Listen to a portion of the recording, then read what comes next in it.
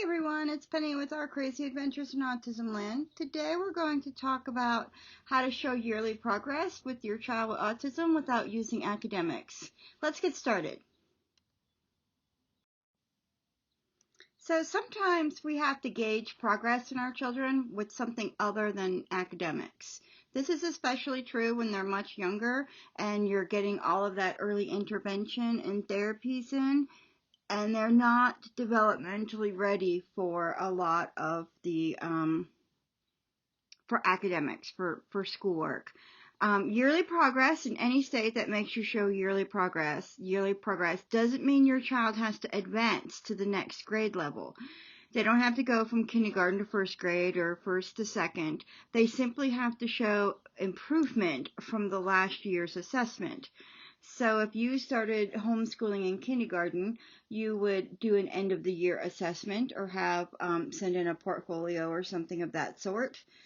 The child would not necessarily have to go to first grade. They just would have had to have shown progress from the beginning of kindergarten.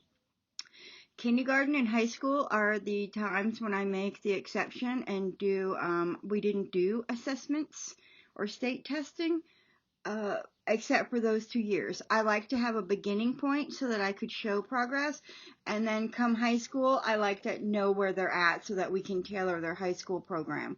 You don't have to share that testing information with anyone. It was just really helpful in planning their educational goals. So at those times, but those are the only 2 times my kids ever sat for assessments. Academics also don't always show the entire picture, especially in young children. Sometimes we have to address core deficiencies that will hinder our child's ability to learn.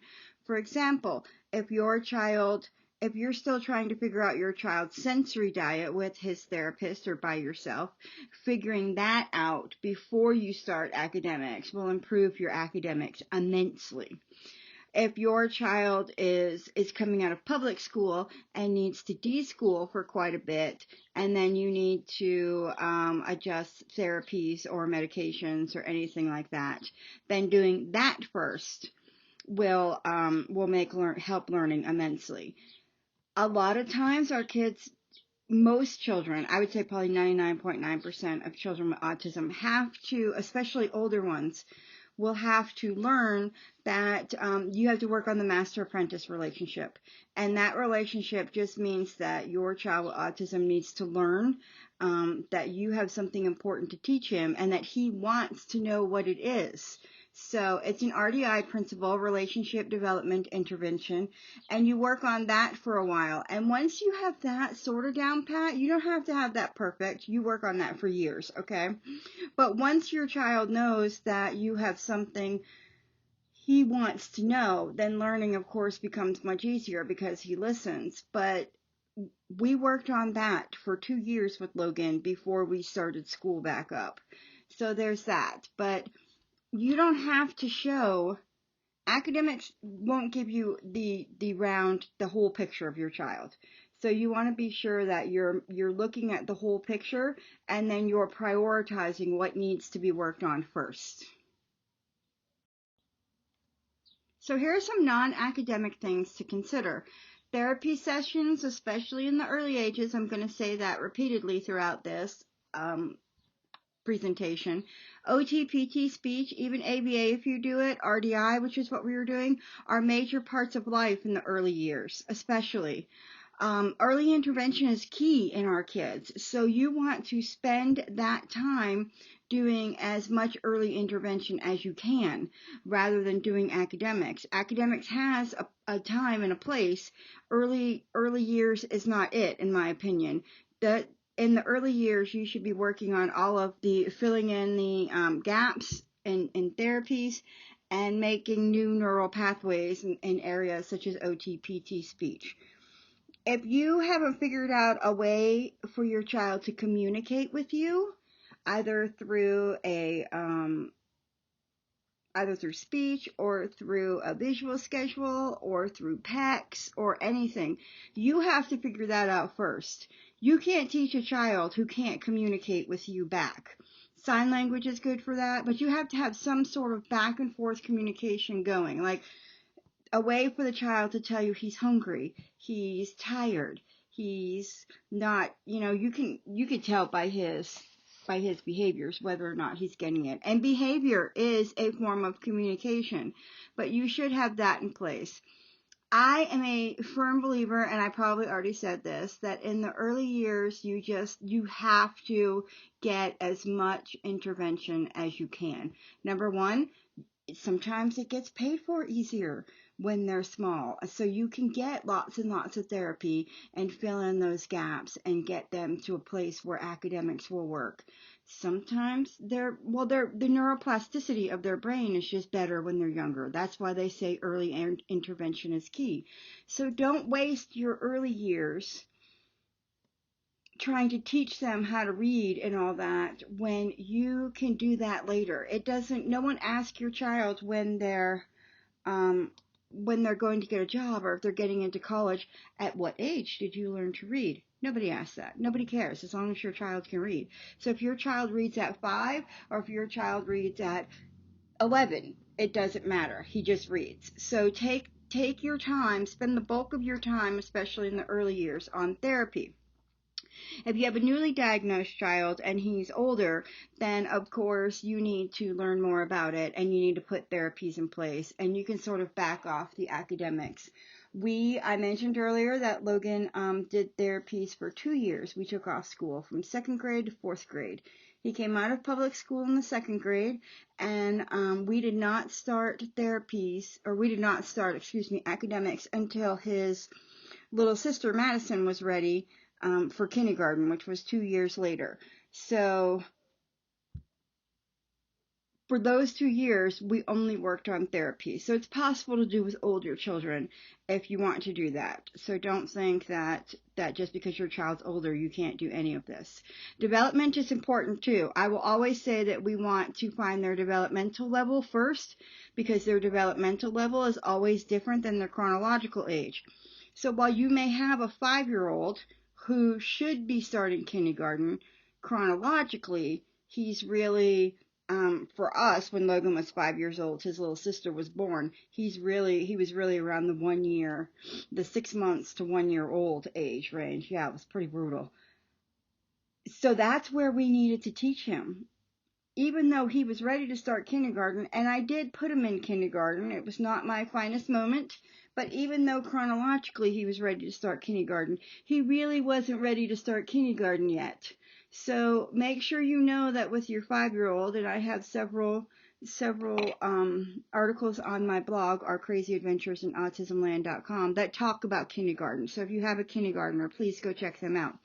If you have an older child, the number one thing you have to do before you can even consider academics is to find their developmental level, because you have to work at their developmental level. You have to fill in those gaps that they have, the neural pathways that they didn't make before any of the stuff can make sense. And this is true of any child. I have a neurotypical niece who I homeschool, who when she came to me, she was trying to do 7th grade math, and she couldn't because they left her behind back in 4th grade. So we had to go way back to 4th grade math and start there and have her go through it so that she could fill in those gaps, because she didn't know the concepts she needed to know in 4th grade to do 7th grade math. Our kids oftentimes will skip over or not make the neural pathways because school moves quick early, so that we have to go back, especially if they come out of public school. If you always work at their developmental level, you never have to go back, of course, and fill in gaps. But the developmental age of your child is the most important information you need to have. Okay? There's still some accountability here, though. You need to do what's required by your state to homeschool legally. I'm not telling you to not do what your state requires. I'm just telling you that we can come up with what they need, the state needs, to gauge progress without academics. There are some other things that you can use, and we're going to talk about that in a minute, instead of showing them the a progress report or academics, like their speech and all that. So of course, know your state's laws. This will be important later too. Know your rights. Always know your rights. So check out your state laws. I know that in Florida you can do you can send in progress reports and or do an evaluation. We did that for many years. And I know that here in Arizona, where we now live, we don't have to do any end of the year assessments and turn them in. So some states are easier to homeschool than others. Make sure you know what your state requires. HSLDA.org can tell you that. And when you turn in your documentation, we'll talk about that later, know your rights. So let's talk about some things that you can use to show progress that aren't academically related. Okay. Remember we talked about doing therapy. So every therapy your child does, you should be getting some sort of 6-month, 3-month, yearly evaluation that they give to you to show you how your child is doing toward his goals and whether or not you need to make new ones. If they aren't giving that to you, you have every right to ask for it. And you most definitely, whether you use academics or not, you should be getting those therapy reports. So you can use any of those evaluation or reports that they give you to turn in and say, this is what we're working on. I put a little note with it that said, we have to work on these, remediating these, or we have to work on autism remediation before we can work on academics, because if he can't sit still to learn, he's not going to learn. So therapy needs are more important. And just signed it and gave them the therapy evaluations. Did I give them every therapy evaluation? Absolutely not. I gave them the therapy he was doing most of. So earlier it would have been, it could have been OT. We did massive amounts of OT for like a year. And then we did massive amounts of RDI, relationship development intervention, for a year. So that's the 2 years that we didn't turn in academics, we turned in those reports.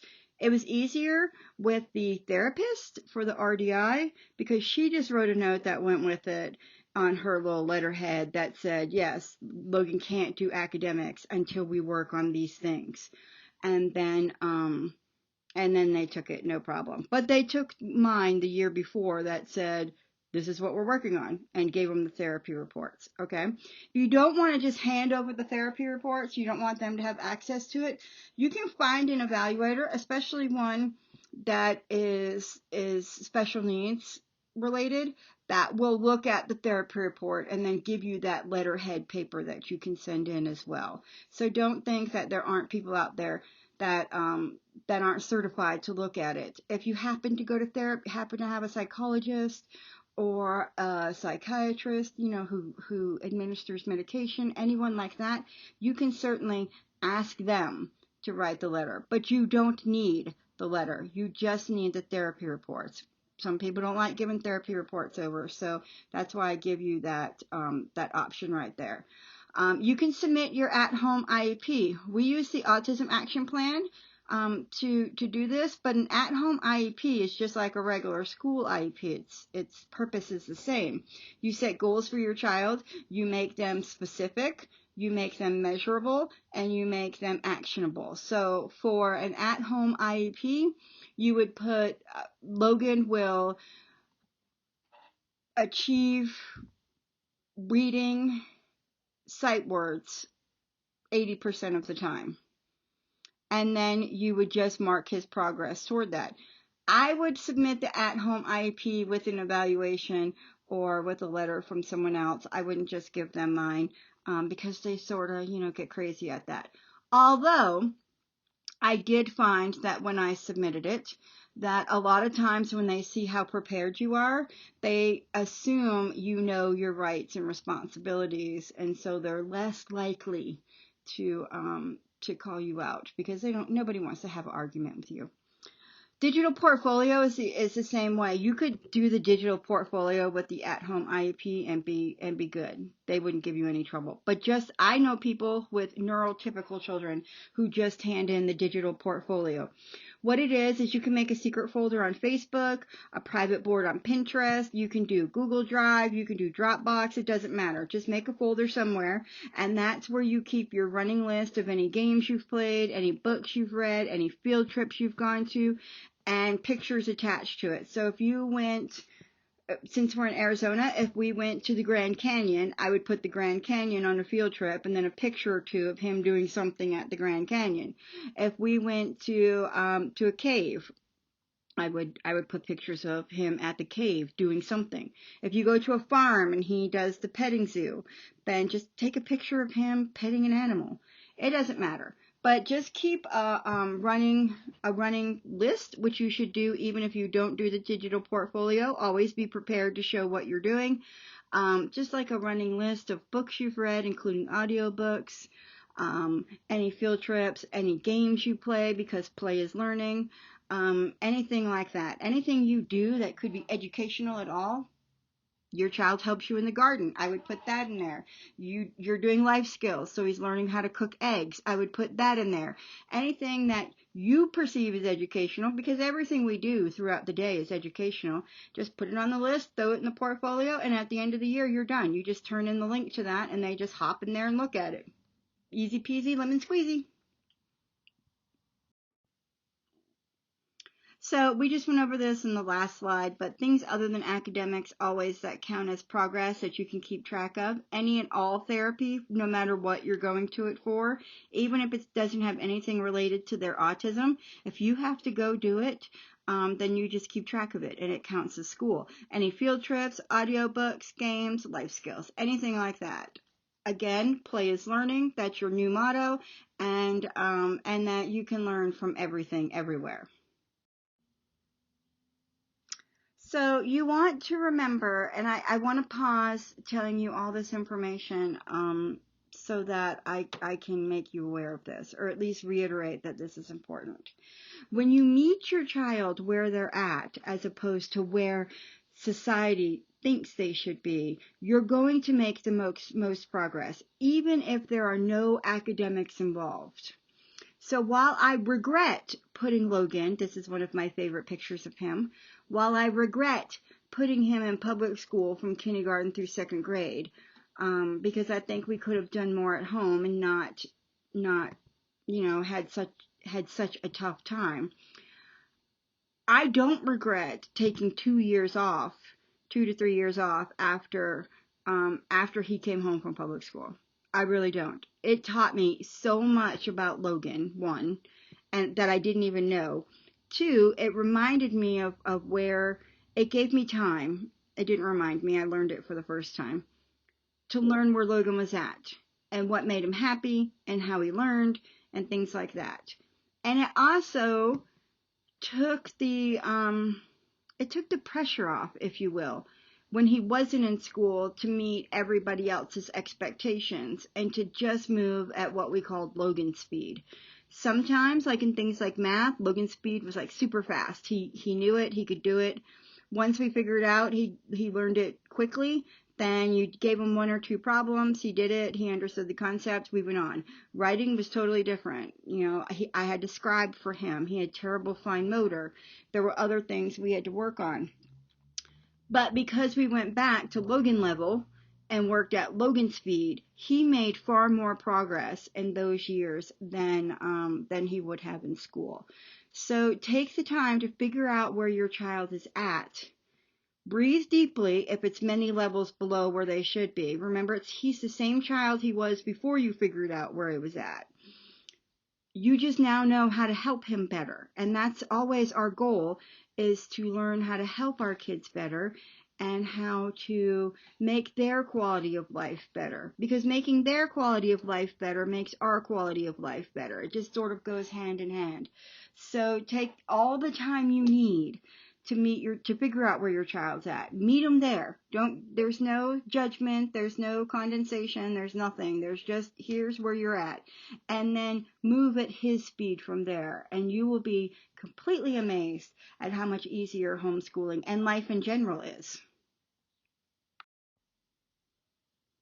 So let's talk about therapy for a moment. We've already talked about you should be getting a new evaluation with updated goals every 6 months from every single therapy. Speech should be giving you one. OT should be giving you one. PT should be giving you one. ABA should be giving you one. RDI should be giving you one. Every person who works with your child in some sort of therapy should be giving you an update at minimum every 6 months so that you know what's going on. One, it helps you know if you're still working toward your big hairy goal that you have, your 10-year goal that you should certainly have for your child. Two, it also helps you know if that's where your money should be spent. If your child is stuck or just plateaued at a therapy, then maybe taking a little break from that therapy is what you need in order to get your child back in it. Or you may have noticed some more pressing things in your child that need to be addressed, like the ability to sit in a chair. So you need to try a different therapy. Logan could not sit in a chair. He has had severe hypotonia his entire life. We call him our giant marshmallow, okay? So in order to go to school, though, or to learn, or to do anything, you have to have enough trunk strength to sit in a chair, even to watch a movie.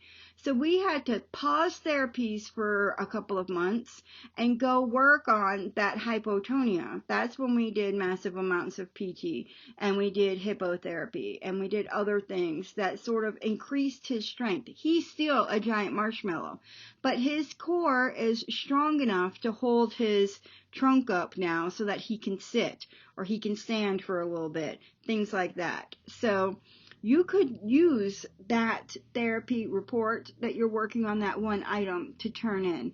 Now, you don't need to turn in a report from every therapy. We all know, especially in the early years, that our kids have multiple therapies. You spend all day, every day at the therapy center or in the car going back and forth to the therapy center. So pick the one you're working on most and use that report. You still have the reports from the others, but just pick that one that maybe he's made the most progress in, so it looks better. Maybe the one that he spent 40 hours a week at, so that they know that he really is working. Pick a therapy that reports that you like, it's written well, it says his goals well, and just turn that in. Field trips count as hands-on learning. We always said, or I said earlier, play is learning. Okay, so going on a field trip is always a learning experience. Even when I started turning academic documentation in, once we got rolling through kindergarten and all that with his little sister, I still count, even for my neurotypical kids, field trips in their end of year evaluation. And we didn't do school that day if we went on a field trip. The field trip was our learning. We would either, we'd go hands-on and learn, we would learn more about it after we got home, or life is learning. Let's just be honest here. So just keep a running list, again, in your folder, and whatever digital thing you could write it down on a notebook if you want to. Keep a list, make sure you take a picture of your child at the field trip, even if it's the group picture and he's in it. Sometimes Logan didn't like the field trip. Like, remember I mentioned the petting zoo earlier? Logan would have never have petted an animal at that age. No. He wasn't touching those silly animals. So some of the field trips he barely participated in. Like, he walked around and I just kept track of them, and Madison went off and did fun stuff. So sometimes that's the only picture you get, is what I'm getting at. It's okay. He was there. I'm sure he learned something. So, boom, done. Include a picture. I do keep it on Google Drive or Dropbox. So just if I'm talking to the evaluator or if I'm giving a report to the state, I can just include the link. They can go see it. It's right there. Everybody's happy. And then I don't have to deal with it. I also do it throughout the year. Like, we go on a field trip, I write it down in there, I put in the picture, and I'm done. Because if I wait till later, I don't know if you're like me, but if I wait till later, it's never going to get done. 6 months later, I haven't put any field trips in. I can't remember what I had for breakfast. So I like to do it as I go. It's just easier for me. I'm just that type of person. I do this same thing with my neurotypical kids. I know I said that earlier. I do the same thing with the niece I'm homeschooling. Field trips are learning, man, so we get credit for that. Audiobooks are an excellent addition to your homeschool, even if you're not using academics. Keep a list always of any book you read, any book they listen to, any book that plays while they're in the room, because you'll be surprised at what they listen to. So we listened to, when they were younger, we listened to them a lot. We still do here in Autism Land. On the way to therapy, coming back from therapy, playing at dinner, playing in the bathtub, you name it, there's probably an audiobook playing in the background. Our kids with autism or ADHD, all of my kids, do better when they're doing something else with their hands than listening.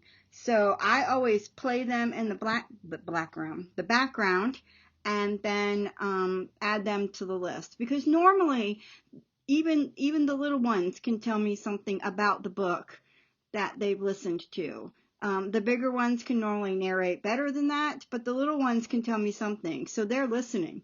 We've also found some books that the kids really, really, really like by listening to an audiobook or two. And so they'll listen. We know that our kids with autism like to do things repetitively, and so they'll listen to the same book over and over and over again. I'm pretty sure I can tell you Peter Pan with my eyes closed.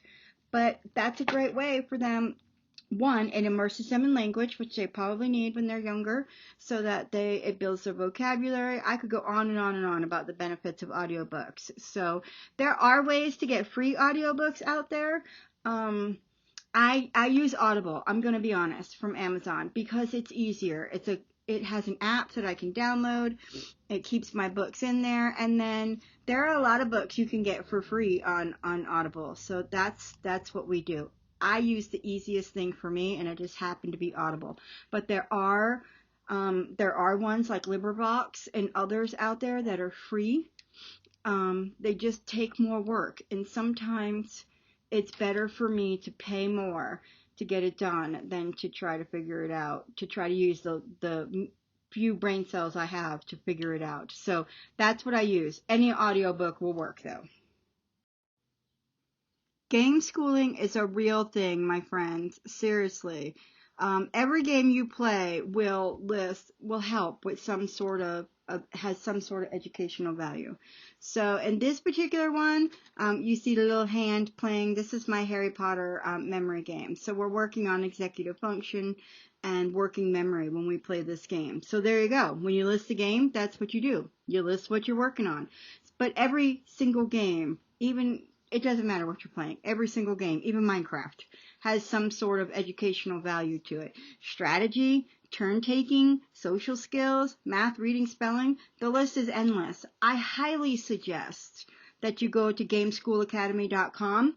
She has a great list of every game imaginable. Like I'm not sure there are games that aren't on this list. Like it lists every single game I've ever seen. And it also tells you what you can write on your list for what you're working on. So like Boggle, it would tell you turn taking and spelling, things like that. So also a lot of our kids have auditory processing disorder or slow response speed. And so playing games helps them increase those speeds, which they're going to need. You're going to need to do that basic work there, because that response time being faster is going to help them later in life. Like Logan could not get his driver's license if we didn't work on response time, because if you drive, you know that you have to be aware of other drivers and that you have to respond quickly. So playing games does that. Often our kids as well have difficulty with turn taking, or have difficulty with losing gracefully or winning nicely, things like that. So those are social skills you can be working on by playing games. And therefore, you're actually working on, something educational by playing a game. So if you got to play Candyland 500 times a day, you might as well get credit for it, is my opinion. Make sure you write the games down. It's just like your reading list. It's just like your field trip list. You just get a piece of paper or get a Google Drive or Word document and start writing them down. You don't have to know what educational value they have when you write them down. You can go look that up later. Just make sure you write every game you play down so that you have it on the list. Manipulatives are another way that you can work on some educational things. Every time you use Play-Doh, slime, water beads, or any of those manipulatives, you would mark it down, because play is learning. And also with our kids, because they have to strengthen their fine motor and their reflex and their tactile skills, you have to work on that. Your child can't pick up a pencil and start writing 5-paragraph essays without having the appropriate hand strength. So that's a great example of, you have to go work on a therapy before your child can work on an academic. Your child is not going to be able to write that same 5-paragraph essay unless you work on executive functioning and organizing their thoughts so that they get it together. Again, you have to work on something first before your child can achieve the academic.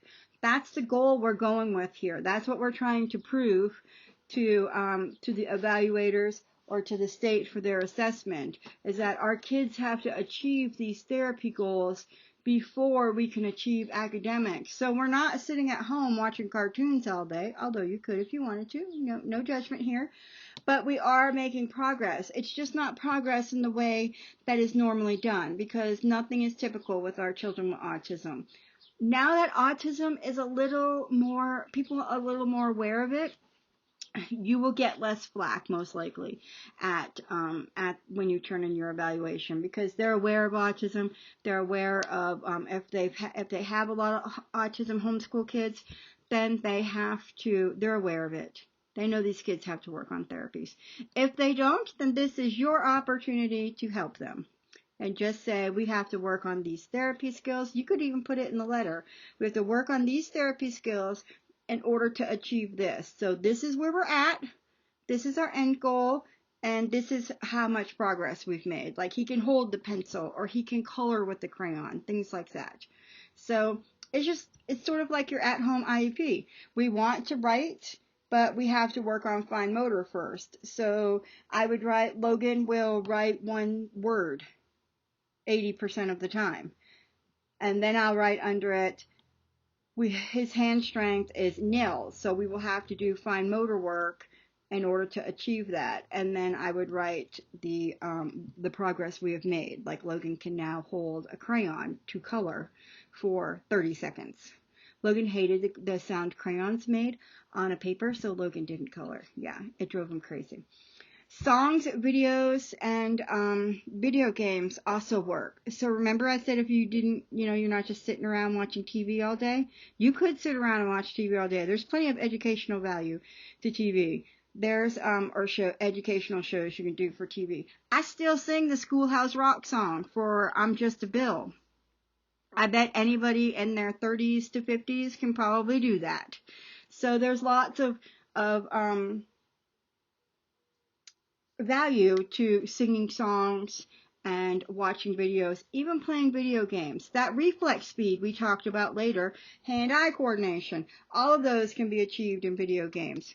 You can make an entire curriculum around Minecraft. I'm telling you, it's crazy. I never had a Minecraft fan in my house, so we didn't do that. But yeah, they have entire curriculums that you can use to make cities and all that in Minecraft. Scrafty. SKRAFTY has classes that your child uses Minecraft to learn. So there is some educational value to video games. Life skills are important in your child's academic program from beginning to end. Life skills are important to your child, period. Because life skills are safety skills. The more your child with autism can do for himself, the less likely he is to be taken advantage of by people who don't have his best interests at heart. So, I will say it again, life skills are safety skills. If you don't teach your child with autism anything else but how to take care of himself, how to make himself food, how to maybe handle his money or know where his money is, how to bathe himself, how to do anything like that he won't need help from other people, when he's grown and you may or may not be there, then you've achieved everything you needed to achieve in your homeschool, because basic life skills keep our kids safe. So take time to and I know sometimes it's just easier for us to do it. We only have limited amount of time in our day, and yeah, it's easier to load the dishwasher yourself. You're not helping your child by doing that. Or it's easier to just give him a quick bath when he's 5 and move on. But then when he's 15 and he can't wash his hair and he will need help when he moves, into an independent living facility or a group home or wherever you plan on keeping him, or if you have to hire help as you get older, even if he stays at home the entire time you're alive, eventually you're going to have to hire someone to help him if you don't teach him how to do it himself. Sometimes they go off by themselves to camp or to other things to work on it. Listen, I know I'm rambling here, but I feel very strongly that life skills should be a center part of your child with autism's homeschool education, because it just keeps them safe. We've heard all of those stories. You don't need to hear all the horror stories again. We all know that not everyone wants what's best for our child, and they see children with autism and they think, oh, this is an easy target, and we need to make them not easy targets. So you write down and don't feel bad one bit that you're working on life skills with your child, and that's what you turn in, because sometimes you have to stop what you're doing and work on life skills. Sometimes it's more important that your child know how to bathe himself, or that your child know what to do if something happens, or any of those safety skills. We go over, I have a list of safety skills on my blog that are very important to teach your child. From staying with you in the store to not bolting through the parking lot, things like that. And sometimes those things are pretty important and you got to work on them, boom, right then. Because if not, your child's going to elope somewhere and go into the water and he doesn't know how to swim. But if you had, again, not knowing how to swim when you live in Florida is a safety issue. So that's why we teach our kids how to swim. If they don't like water in their face, like say Logan, then you have to spend literally months, even years, working on getting them to learn how to swim. But it's pretty important when you live somewhere where every other house has a pool and there's water all around that your child know how to do that. So sometimes we just worked on life skills because that's what we had to work on. And sometimes, always, we had a life skill. Even now, we have a life skill they're learning. One at a time, at all times. So whether it's your child with autism or whether it's your typical children, everybody should be teaching their kids life skills, because life skills are safety skills. So we've gone over some of the things you can do instead of academics, and some of the things you can submit. Do you need to submit all of it? Absolutely not. Check your state's guidelines. We talked about hslda.org, or you could go onto your state website. It's important that you know your state guidelines before you show up in the district office, because sometimes the district knows the state guidelines, but they add little tidbits to it like they want to, or they'll say, no, you can't turn this in, or no, you can't do that, or no, you have to do this, or no, we didn't approve that. And it's not legal, plain and simple. They don't know any better. So it's important that you know your rights, plain and simple.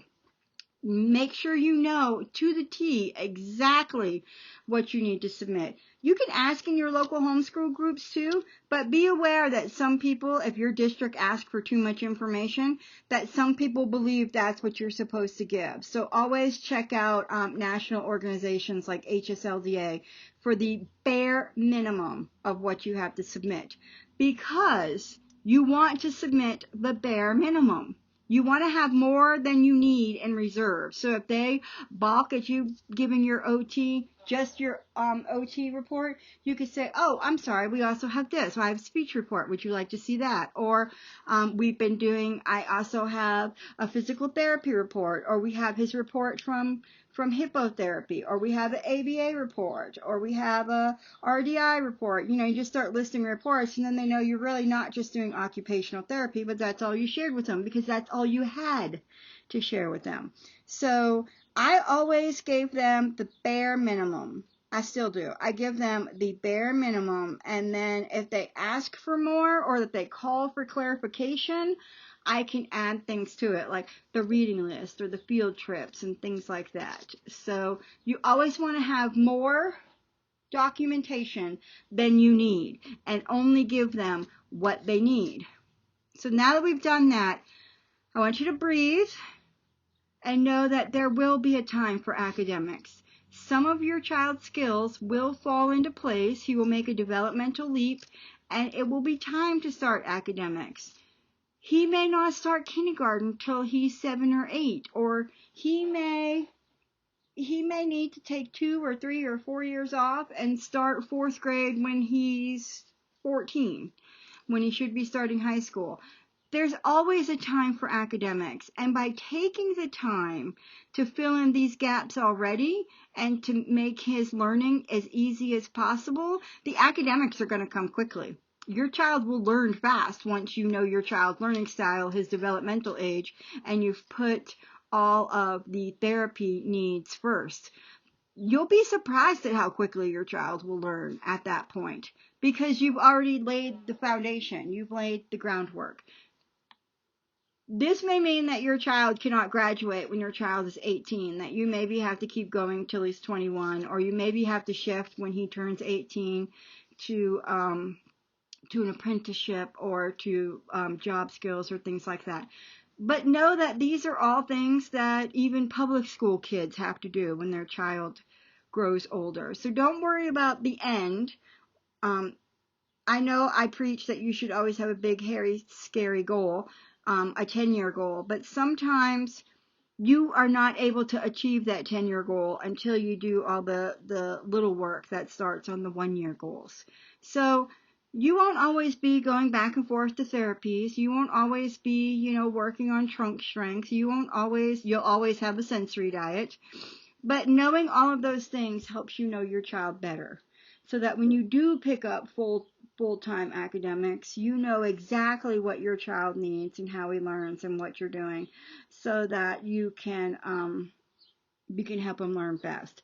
But rest in the knowledge that if you take your time and work at his developmental age, you can never go wrong doing that. You know your kid best, so do what's best for your kid, not what everybody else is doing. So comparison is the thief of joy. Don't do it. I'm preaching to myself here. So know that you won't be, normally it's around like 11 to 12 at the latest. I've never counseled anyone that had an much older child that they didn't do some sort of academic with them. Because by that point, if they've been in public school, they already think that school is academic, so it's easy to do. Or at that point, you already know that they're significantly behind, and so you start working on life skills and job skills and things like that, so that they have a good quality of life as an adult. Okay? It'll be easier to do academics once you've spent your early years doing early intervention and therapies. Later. Don't make it harder on yourself trying to do academics at the same time as you're spending 8 hours a day at a therapy center trying to get all that worked out. Your child's not going to learn anyway. You're going to have to go over it. So just rest in the fact as you do this that there will be a time for academics and that your child will thrive when that time comes, because you took the time to make sure he had all the tools he needed to be the best learner he could. Alright guys, I've given you lots of information, lots of things to think about, lots of things to chew on and see how it pertains to you. So, yeah, you can find me in other places. You can find me on Facebook. You can join my group, Life in Autism Land, Pinterest, Twitter, Instagram. I'm everywhere. YouTube, all of that. So, if you have any questions, feel free to jump on there and ask me on one of those platforms. I'd love to see you on them, and you have a great day.